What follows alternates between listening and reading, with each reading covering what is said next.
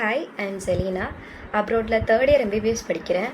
நான் வந்து 2020 batch pass out ஆகியிருந்தேன். நீட்டில் ஃபர்ஸ்ட் அட்டெம்ப்டில் பாஸ் பண்ணேன்.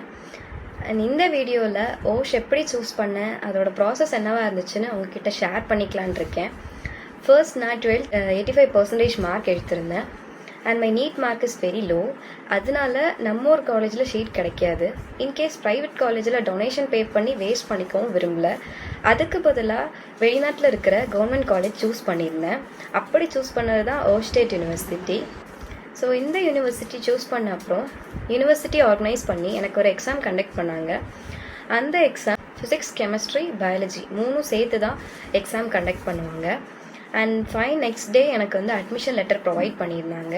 அண்ட் இதுக்கப்புறம் என்ன நடந்துச்சுன்னா டாக்குமெண்டேஷனும் விசா ப்ராசஸும் தான். ஸோ விசா வந்ததும் டேட் செக் பண்ணிட்டு ஏர் டிக்கெட் புக் பண்ணி ஓஷ் கிளம்ப வேண்டியதான். நான் ஓஷ் கிளம்புனது அக்டோபர்